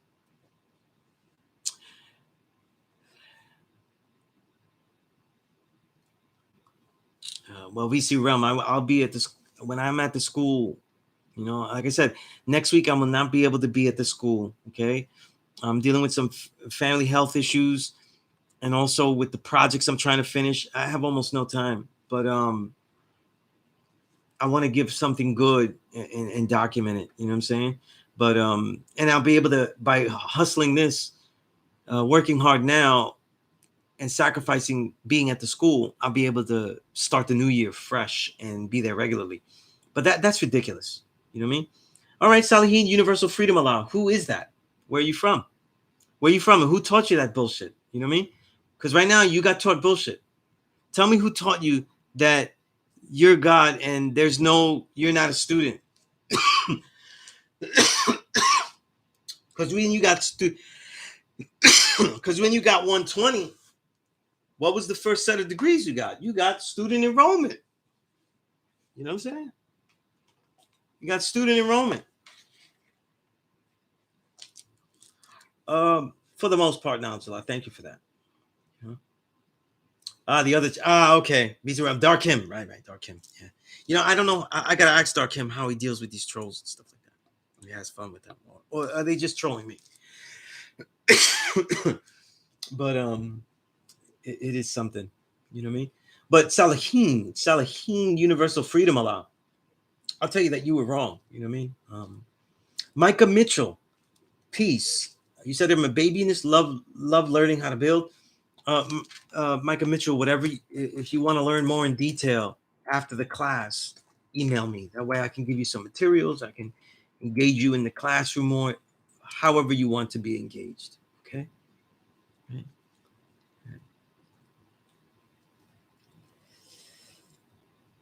Right. Peace, Mr. Education. You live in Portsmouth, Virginia. Do you know any guy? I don't.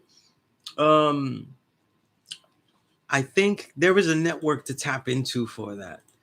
The God Minister Freedom though is building heavily with that. You know what I mean? And he can get you the details and put you in link if there are people in areas.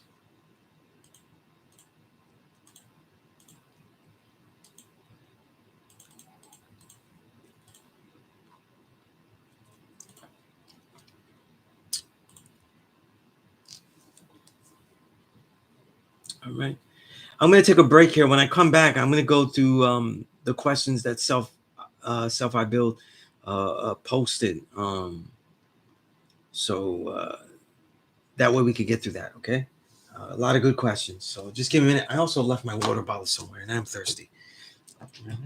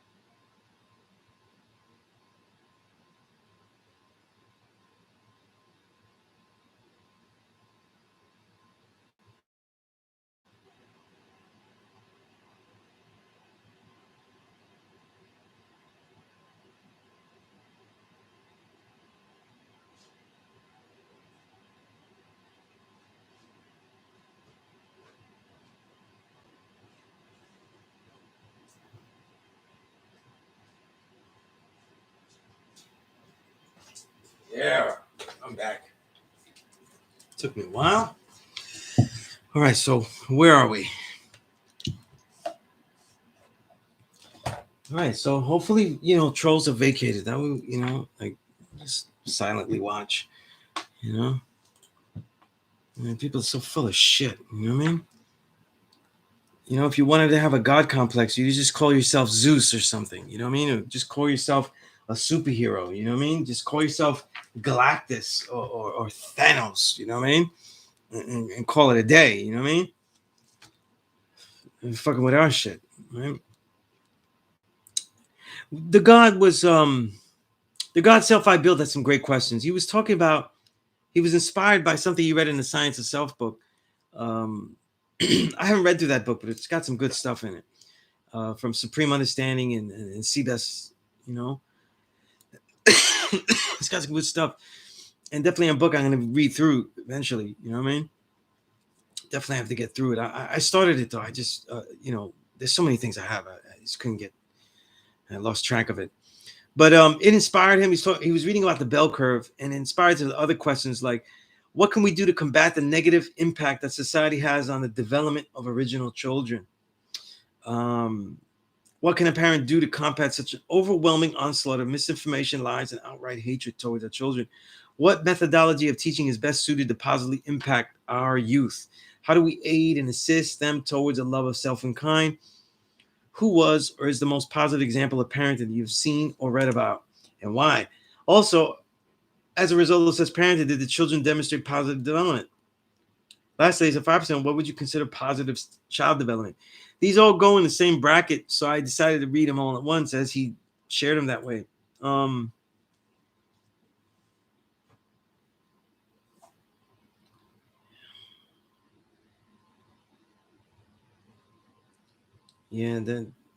Freak, you really sound, yeah.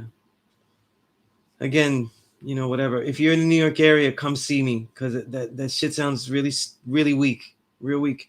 You know what I mean? Like you're just spouting off stuff. You actually said that you're not a student. You know what I'm saying? And it's fucking corny. It's fucking corny. Like I don't know what niggas with knowledge. You know what I'm saying? It's like, and I wrote a piece called NWA. Niggas with a law. You know what I'm saying? And that's ridiculous, man. And look, listen, freak. I don't know who you are, but you know who I am, and you know what I called you. So if you have a problem with it, though, everybody knows where to find me. It's no problem. It's no problem. You want to do it peacefully, then I tell you exactly what you were doing wrong, and you could leave or go with that. You know what I'm saying? However you want to deal with it. Right? But the stuff you're spewing though is nonsense. It's nonsense, and it's 100% wrong. 100% wrong. And you're manipulating this knowledge that my elders, did so to engage the humility in our hearts and the ability for us to learn. And anybody that learns, as we all are, as knowledge is infinite, we're students. One of the best ways to engage the children is not to make an egotistical asshole, as the way freak has become with this knowledge. You know what I'm saying? Because then that would be a freak of nature. You know what I'm saying? Because that's what that is. We want to see when the knowledge goes bad, like when people just get facts and say, hey, you're the true and living God. You have dominion over everything. The animals, the bees, the birds, the mountains that won't move, and the rivers that flow. And there goes the dumb ego. You know what I'm saying? That's what happens. That's what happens. And it's just a lot of mouth talk. There's nothing to it. And it's got to be a troll, because I can't believe that people like that are actually alive. Like they actually exist. You know what I mean? Like, how do you go? Like, if somebody tells you something you didn't know, what do? Like, you say, I knew that somewhere. You didn't teach me that. Like, his head explodes. You know what I'm saying? It's just ridiculous. Right? Yakub. Anyway, how do we teach our youth? I think that with the school system, with the lies that they're taught, one of the key ways of teaching people, especially youth, is always to prioritize the most important lessons. I think that with all the bombardment, we don't prioritize what's most important. And I know it sounds cliche, but it's to show them the nature of love. You know what I'm saying? Show them that they're cared for. Show them that they have a space where they could ask questions. It's always great to you develop a student out of the child. You make them studious toward all things, and that way they can question what's wrong. In doing this, they can question what they could do that is right. So you want to have them where you constantly speak to them like they're just people that are going to be adults, people that are worthwhile in thought. You know what I'm saying?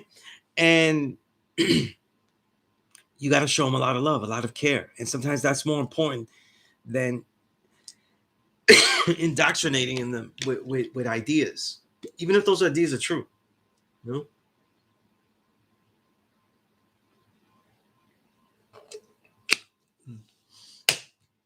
Like, for example, we have the right answers of why we don't celebrate Christmas, why the Christmas tree is no good. I find the Christmas tree mad oppressive, right? All of these things, right?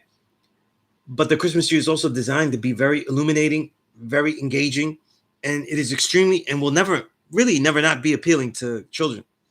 You know, it's a tree with lots of lights and bulbs and all kinds of ornaments and basically a toyed up tree. Like, and it has lights.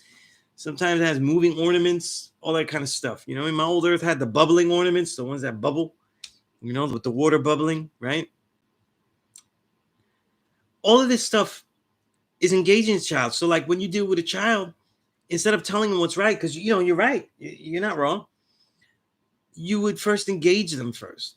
And I think that's how we could get children over time. We have to learn how to plant seeds in our children that germinate in thought and in questioning, so that they understand that they have command over what they agree and disagree with, so that they could say, "Listen, what do you like? What do you like about the tree? You know what I'm saying? What do you like about the tree? You know, what is it good for you? You know what I mean?" Right?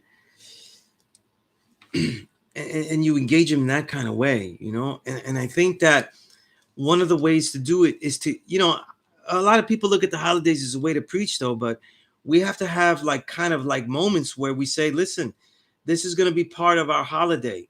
The way they celebrate it, we have these days off. We're here together. Part of our holiday, the way we're going to do it is to learn more about this. And so that way you don't feel left out. We're going to take the best parts. And if I don't find them to be right and exact, we're going to study why they're not right and exact. You know what I mean? So that you cherish the reasoning, and that children are also doing things that are not completely right and exact, or that they have better answers. You know what I'm saying? For example, like all of the things that we do for like fun or whatever like that, they have better answers. You know what I'm saying? Not every way that someone does things, let's say they drink and they smoke, that isn't always, we know that that isn't the best way to have fun. And a lot of us do engage in that. We may say we do it minimally or with caution, right? But it isn't healthy in any way. Like, there's no small amount of liquor that will be okay for you. You're just able to overcome it. But all of it does damage, right? So when we look at things like this, we have to look at the children as being able to find an answer within things that aren't completely right and exact either. You know what I mean? And adapting to that. That's why the father gave gifts to the children on Christmas,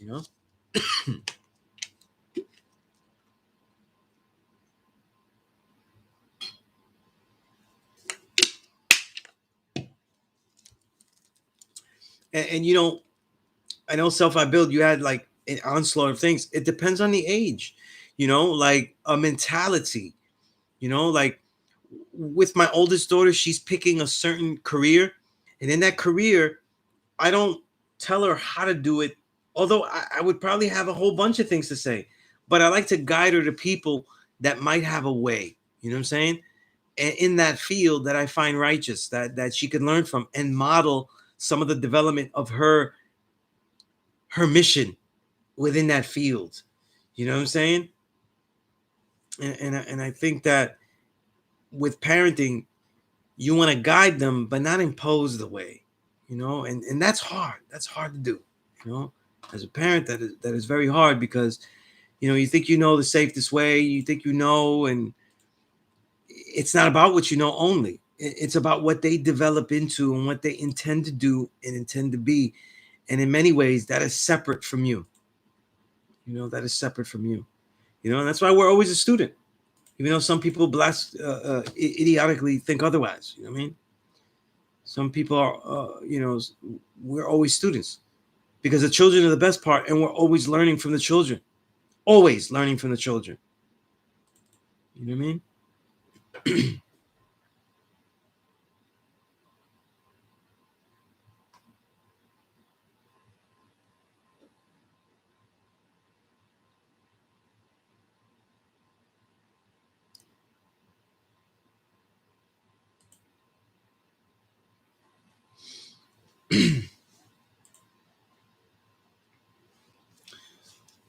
All right, Quartiz, peace. How you doing? No, I'm just drinking water. I'm just drinking water. My throat is dry, um, but I'm just drinking water. I didn't even put any vitamin C in. I usually put vitamin C in it and stuff. Um, but I was hustling. I wanted to come back quickly, so I didn't do it. You know. But I always have some. I like to use. If you want to quickly have like the best vitamins, get yourself, vegan form, a B complex, vitamin C powder, just a vitamin C powder, and some kind of vegan vitamin D. These are the things that keep your immune system at a high peak. They're affordable. Especially with the vitamin C, they last a long time, but they're crucial in these times. You know what I mean? But yeah, I'm not drinking anything special, just water.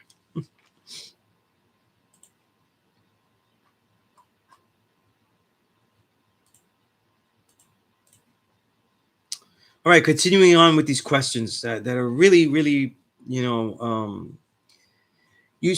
asked me, who was or is the most positive example of parenting that you have seen or read about? Um, I can't say the most positive. The most influential to me that I thought was positive was my old Earth. You know what I mean? All of the drive I have for discipline, um, the ability to finish things, the ability to focus and have focus, um, the determination. She may not have always been, you know, into what in agreement with what I was determined, my determined idea. But the nature by which I engaged that determined idea was definitely taught by her. You know what I mean? So she's obviously my greatest example. You know what I'm saying? Greatest example. You know, when it comes to parenting, I've read some books on parenting, but I can't say that I was really, really very influenced by what I read in those books. I think I was reminded more because one thing is that as I became older as a man, my old earth became a better parent for me as a young man. And it made me realize that I may not always be able to be in my children's life um, as they are young, but I certainly will be always available to them as an adult, as they are adults. So you're a parent as an adult as well. And I think that's one of the problems, though. Our people aren't good parents as adults. Like what is our role? What do we do? So that has a lot to do with it too. And that's why the transition is so clunky, so awkward and stuff. You know what I mean? Is because we don't see ourselves as like I'm going to be parent of this child all the time, not just as a child. You know, and that means that my role will always shift and change. You know, I think that's what I would consider positive child development. You know what I mean? Always seeing them as a unique individual.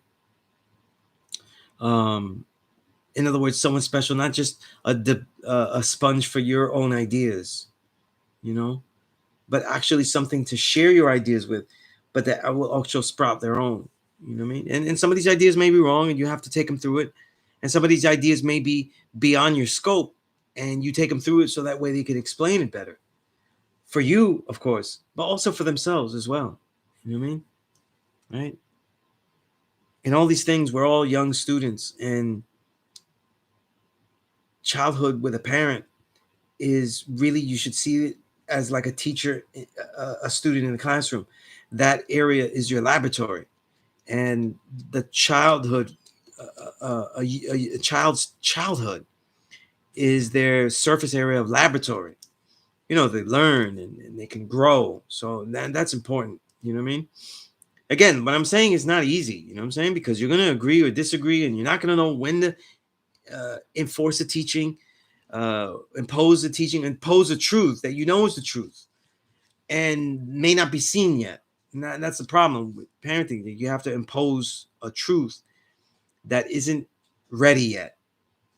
They're not ready to see it yet. And sometimes you have to impose it. You know what I mean? And that becomes difficult. That's really where it becomes difficult. So sometimes with parenting, unlike a student in the classroom, you don't have the opportunity to wait until they understand. Obviously, in a classroom setting, the rigid westernized classroom setting, if they don't see it the way that you see it, the teacher, you just give them a bad grade. But they're not forced to. They're just forced into a moment. Whereas with children, they could be impacted for a long period of time. I hope that makes sense. Okay. Quatici says, since I'm speaking about children right now, do you ever disagree on certain things you taught or wanted to teach your children from the way your lady wanted to teach, or what she wanted to teach? I have, you know, when I was with the mothers of my children, they had to live the lifestyle that I lived. When I look back on it now, it may not have been the lifestyle that they wanted.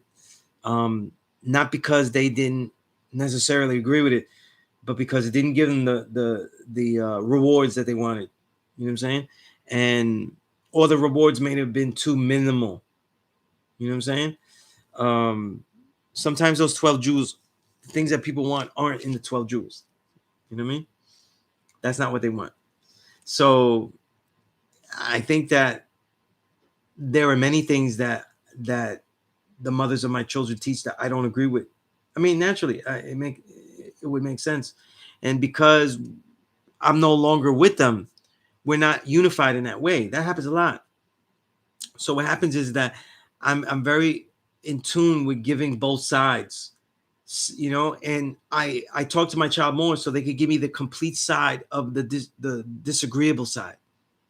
You see? So like when I disagree with my child about what their other parent is doing, if I disagree with it, I have more of a surface area to deal with because I get the entire story about what the other parent thinks from my child. So I don't get what the parent, I don't always get what the mother thinks, right? Because they may not want to have that conversation with me because they know that we're in disagreement. But I get the entire story as the child sees it. And in the end, that's what's more important. What they think they are being taught is actually what's being taught. See?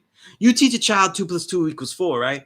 And for the whole time, though, they're teaching them like this. Let's just say they go, this, right? And this is 4. And they're getting this, and this. And they're not understanding what that means. Like they're getting a total confusion. So they go like this at the end, right? And you're trying to teach them.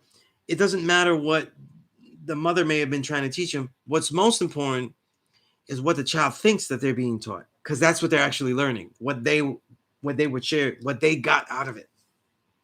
You know what I mean? So this is what I focus on. You know what I'm saying? This is what I focus on. You know. So in essence, though, I also teach my children that no, their memories of things may not be 100%. So they have to work as hard as they can to get what they think happened or what they think they learned as near correct as they can. However, whatever they tell to me, I will take it as the truth, as best as they shared it. So they also get this idea that I bear witness to them. I don't bear witness to anyone else, you know? And this is also very important when you're teaching children, though, that you trust the way they knowledge things. You know what I'm saying? And that you could take them through it. So they could understand how they knowledge things or how they were misinformed and whatnot. You know what I mean? Malik, you said it's a delicate balance guiding our children, other children. What are some of the effective methods of teaching them? I mean, this is really, that's really the main method, because the more sometimes you have to know more about your subject. And I think that the way that we got this knowledge, we often just attack. We don't really learn enough about the subject, who it is that we're teaching, right? So the more that we learn about who it is that we are teaching, the better that we become. You know what I mean? So we the teacher have to get as much knowledge of who we're sharing with. Try to find out everything that they think they know, so that way we can deal with things without confusion. That way we know they'll be warned beforehand. You learn this. I'm going to show you why what I'm sharing is different. So what I'm sharing with you is going to be different. With children, they don't always see differing viewpoints. You know what I'm saying? So like my daughter loves OMG LOL dolls, like the dolls, the little ones, the big one, right? She loves those. So if I say I don't like, let's say I said, which I don't, I like it, but if I told her I didn't like these dolls, it actually literally doesn't comprehend. Like, how is it possible that you don't like this? You know what I'm saying? Right? So then I have to explain to her. Then I can explain to her like, well, other people have this because we are different. You know what I'm saying? Right? May I explain that I'm a stupid boy and boys like this. You know what I mean? Or whatever it is. You know what I mean? But you're explaining things differently. You know? So you have to know how they see things. It's real important. Doing the knowledge to the student is something that is always missed in these things. Just like when you deal with a patient, a doctor needs to know more about the patient than anything else, because he is prescribing and interpreting the science of the medicines and applying it to the individual. Medicine is an applied science. It isn't an exact science. It isn't designed that way. It's applied, right? So an example.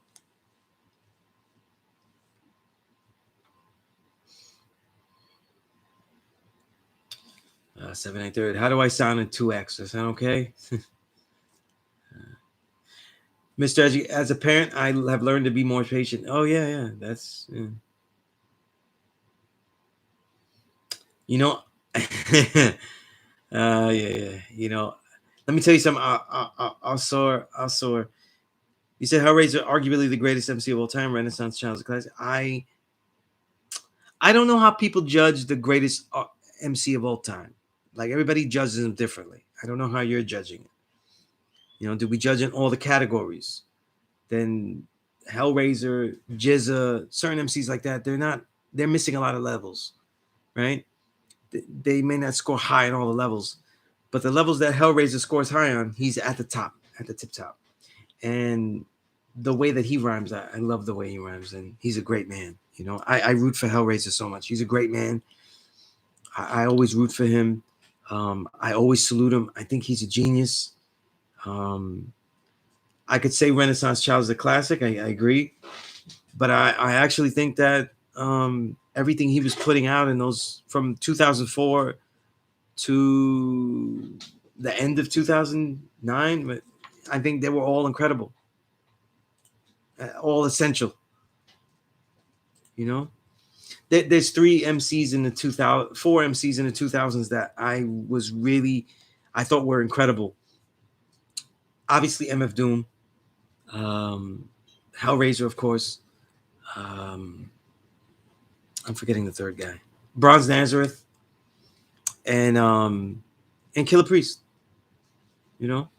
Killer Priest is like, people was like heavy mental, but in the mid to definitely the late 2000s, he went on a run there that was exceptional. And then of course he's on a run now that is exceptional. So he's a legend. But anyway, I love Hellraiser. You're not going to get an argument if you think he's the greatest MC. I love Hellraiser. You know what I mean? I love him. Quatis, I have a couple of random questions I want to ask from a couple of sessions ago. Okay. Is there a science of truth, or is what we know constantly just being tested and therefore always being adjusted based on the next level of evolutionary proof? The truth is mathematics, and everything is applied to find whether it is truthful or not. You know what I mean? But there isn't science isn't science doesn't mean that. Science doesn't mean that there is a truth and then that's it. Science means that there is a method to go to the truth and verify the truth. But in a living world, there are more truths to be exposed. You know what I mean? So there are things that are truthful. The original man is God. There is no mystery God. We should be focusing on ourselves. The science that we have so far that is truthful and factual that we can study shows that we are creating our reality, right? Quantum physics, all these other things, right? Concepts that explain it really well, like biocentrism, right? All of those things, right? But it isn't a science of basic truths. They always have to be proven. There are truths that we can now, that every time we learn more, we can use as definitive tools, right? Mathematics, whether supreme mathematics or mathematics, 1 plus 1, 2, 3, 1 plus 1 is 2, like the arithmetics, all that, all of these things are truthful and they can be used to gather more truth and test more truth, right? So that's how we look at it, right? But we're always developing, right? We're always developing. There's always more that we do. So, you know, science is always evolutionary in that respect. You know? Before I continue with the question itself, Bill gave Malik. You said in a build degree in one of the 40 earthquakes are caused by high explosives. Is that tectonic plates? It could be. For a lot, it was actual literal explosions that he was referring to, which are also possible. But in the science of earthquakes, though, yeah, those would be the tectonic plate shifts. They could be, you know, and when you said the science of volcanoes and things like that, we could interpret that as explosions, that the earth naturally gives. You know what I mean? Right? So all of these, that's right, God. Peace to God, true divine. Yeah, definitely dress warm. Definitely, if you take supplement with vitamin D, supplement with vitamin C, B complex. You know what I mean? Vegan, right? VCR realm, you're alike here because I was about to mention Welcome to Earth. I watched. I think I'm. Let me see. I'm on episode 4. Will Smith's documentaries. I haven't checked out a documentary, and then I saw that, and I said, you know what? Let me watch. I love watching the Earth documentaries. Actually, Disney Plus. If you have Disney Plus, they really beefed up on the amount of documentaries that they have, and it's really a lot of stuff that they have. You know what I mean? They have a lot of stuff. They only had a few when it started, and now they have a lot of good stuff. So they have films, and they have a lot of series. Yeah, so they have documentary movies, and then they have documentary series, docu-series, and the Welcome to Earth is a docu-series. And, it's got great stuff. I was talking about the volcano. Of course, the first thing I thought about was the first episode. Will Smith goes into a volcano. Let me see where I'm up to here. Yeah, I'm on episode 4, which I'm enjoying a lot too.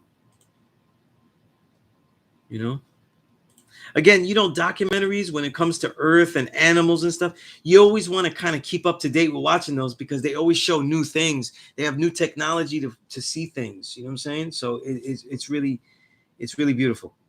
It's really, really beautiful.